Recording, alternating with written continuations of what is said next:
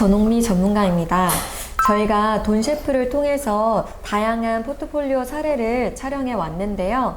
이번 편에서는 사회초년생의 포트폴리오를 다뤄보려고 합니다. 포트폴리오를 같이 얘기해 주실 우리 서경덕 전문가님을 모셨습니다. 안녕하세요. 네, 오늘 사회초년생 중심으로 포트폴리오 사례를 이야기해 보려고 하는데 혹시 어떤 케이스일까요?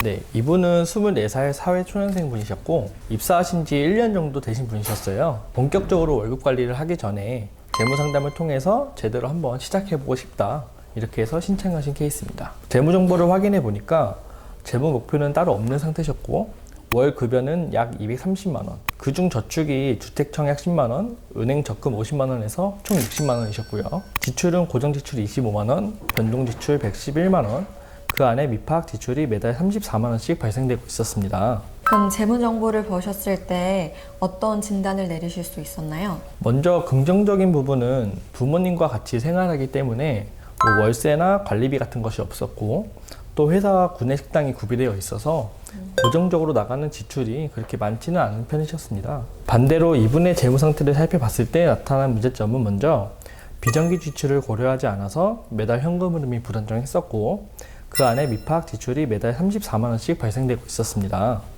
또한 구체적인 재무 목표가 없어 저축이 굉장히 약한 편이셨고 비상예비 자금과 보장성 보험이 없다는 점이었습니다. 그럼 이분 상담은 어떻게 진행해 드렸었나요? 네, 이분의 경우는 사회초년생이셨기 때문에 돈 관리에 대한 기본 지식이 많이 약하신 편이셨어요. 그래서 우선적으로 재무 교육을 통해서 스스로 관리를 할 때 필요한 재무 지식 및 금융 역량을 강화시켜 드린 다음에 미팍 지출을 포함한 현금 흐름을 재정비하였습니다. 또한 앞으로 소득이 점점 늘어날 거기 때문에 재무 상태의 건전성과 성장성 모두 적정하게 유지하는 것을 중점으로 솔루션을 진행하였습니다. 네. 그럼 혹시 조금 더 구체적으로 어떻게 하셨는지도 말씀해 주실 수 있나요? 네. 우선적으로 재무 목표를 구체적으로 세울 수 있도록 라이프 사이클을 그려보면서 같이 한번 정해보았고 재무 목표 기간에 따라 단기, 중기, 장기로 나눠서 재무 목표 달성 계획과 필요 자금을 산출해 보았습니다. 단기적으로는 재무 목표 계획이 없다 하셔서 3년 이상인 중기와 10년 이상인 장기 목표를 세우고 그에 맞는 금융상품을 추천해 드렸습니다. 그럼 중장기 목표가 혹시 있었나요?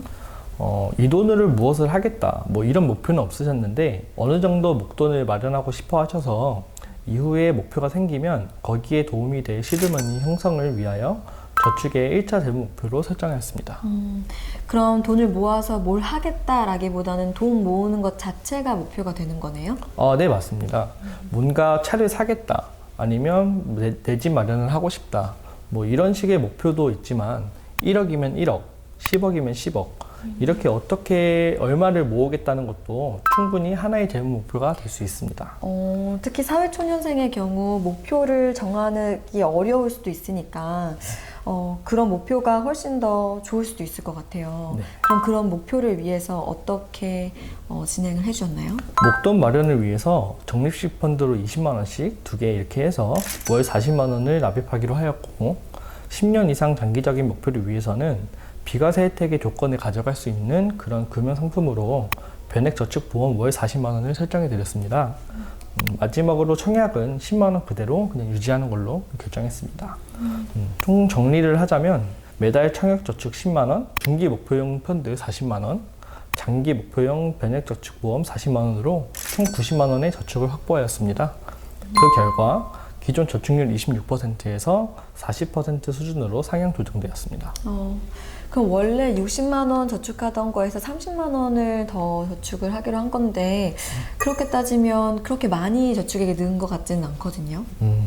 숫자로만 봤을 때는 충분히 그럴 수 있지만 현실적으로 월급 230만 원에서 30만 원을 더 저축하는 것은 쉬운 일이 아니에요. 신청자분은 상담을 통해서 기존보다 연 360만 원을 더 저축하시게 되었는데요. 당장에는 큰 차이는 없지만 이게 1년이나 2년, 뭐 해를 더 거듭해 가면서 저축 비율이 꾸준히 늘어날 거고 그에 해당하는 금액이 커지면서 몇 년 후부터는 저축을 적극적으로 하지 않는 분들보다 좀 더 월등하게 많은 금액이 목돈으로 마련되는 것을 느낄 수 있으실 거예요. 네, 그렇게 말씀하시니까 조금 더 크게 와닿는 것 같아요. 네.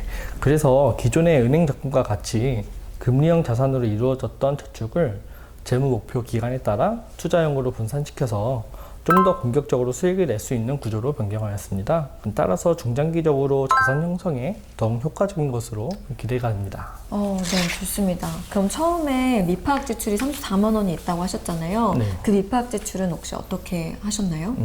미파악 지출을 좀 없애기 위해서 고정 지출과 변동 지출을 세분화하였고 예산을 설정해서 계획적인 소비가 이루어질 수 있도록 도와드렸습니다. 그리고 파악하고 세분화되는 과정에서 자연스럽게 미파악 지출이 어디서 발생하는지 알게 되었고 이 미파악 지출 금액을 포함해서 지출 통장, 저축 및 투자 통장, 연간 비정기 지출 통장으로 통장을 분리하였고 월급 통장에서 각각 통장으로 자동 이체될 수 있도록 하여서 신경 쓰지 않고 체계적으로 돌아갈 수 있도록 해드렸습니다. 통장을 분리해서 자동 이체를 사용을 하신 거군요. 네. 그럼 이렇게 돈 관리에는 어느 정도의 강제성이 있어야 된다라고 보시는 거죠? 네, 맞습니다. 그럼 현금 흐름은 어느 정도 다 조정이 되신 것 같은데 보험이나 혹시 비상예비 자금 같은 경우에는 어떻게 하셨나요? 보험 같은 경우에는 지금 아무것도 가입되어 있지 않는 상태였습니다. 네, 그래서 그리고 기본적인 치료비를 일부 보장해주는 실손 의료비 보험도 없는 상태였고요. 이런 보험이 없다면 혹여나 건강에 큰 문제가 생겼을 때 생활비나 치료비 등 재무적인 위험에 노출될 가능성이 있기 때문에 과다하지 않는 수준의 보험료는 꼭 필요하다고 말씀을 드렸고 기본적인 보험부터 준비하시는 걸로 이렇게 말씀드렸습니다. 그래서 보험료는 월 소득의 5%에서 10% 수준으로 월 보험료 10만 원으로 설정해 드렸습니다. 네, 또 비상 예비 자금 같은 경우에는 예상하지 못한 상황에 갑작스럽게 발생할 수 있는 재무적인 위험에 대응할 수 있도록 하는 자금인데 따로 마련해 놓으시지는 않은 상태였어요. 네, 그래서 이것도 같이 준비를 해드렸고 상담 전까지 적금으로 모아오셨던 600만 원을 비상자금으로 사용하게 되었습니다. 이분은 그래도 취업하시기 전에도 좀 모아두신 돈이 있었네요? 네, 다행히도 취직 전부터 조금씩 모아두신 돈이 있으셔가지고 월급에서 비상예비자금을 따로 빼지 않고 또 이런 자금을 확보할 수 있었습니다. 그럼 혹시 좀 연금 쪽을 좀 보고 싶은데요. 네. 연금을 따로 준비하시진 않은 것 같더라고요. 네, 이분은 시드머니를 모으는 것이 1차적인 재무 목표셨어요. 그래서 노후보다는 투자에 좀 더 관심이 많으셨고 연금은 나중에 모니터링을 진행하면서 현금 흐름과 투자 저축 쪽으로 진행을 해보시고 추가적으로 진행하기로 하겠습니다. 그럼 마지막으로 전체적으로 혹시 어떻게 솔루션을 제공해 주셨는지 정리 한번 부탁드립니다. 네, 전체적으로 총 정리를 해드리자면 일단 솔루션 이전과 이후를 크게 세 가지로 비교를 해보았어요. 첫째로 계획 없는 소비로 인해 좀 불안정했던 현금 흐름을 매달 일정 수준의 지출을 유지할 수 있게 만들어서 현금 흐름이 안정적으로 만들었고 둘째로 저축률이 26%에서 40%로 향상되었습니다. 그래서 기존에 금리형만 있던 저축을 투자형으로도 같이 준비를 해서 목표에 대비하는 기본 자산을 효과적으로 형성할 수 있도록 해드렸고요. 셋째로 이전에 없었던 비상예비 자금을 준비함으로써 연간 비정기적인 지출로 인한 매월 현금 흐름이 불안정한 점을 좀 보완하였고 보장성 보험을 추가해서 사고로 인해 갑자기 발생될 수 있는 재무적인 위험에 대비할 수 있도록 안정성을 좀 높여드렸습니다. 네, 그럼 이번 편은 월급 230만 원의 사회초년생의 포트폴리오를 가지고 이야기를 나눠봤는데요. 이번 편을 통해서 사회초년생들이 돈이 있어야 재무설계를 할 수 있다라는 그런 편견을 조금 깨셨으면 좋겠어요. 재무설계를 통해 소득을 어떻게 현명하게 관리할 수 있는지에 대해서 배워가고 스스로 관리할 수 있는 힘을 기르는 것이 재무설계라는 거 아셨으면 좋겠습니다. 그럼 다음 편에서도 우리 사회초년생 월급 관리에 대해 다른 사례로 또 한번 찾아뵙도록 하겠습니다. 고맙습니다. 감사합니다.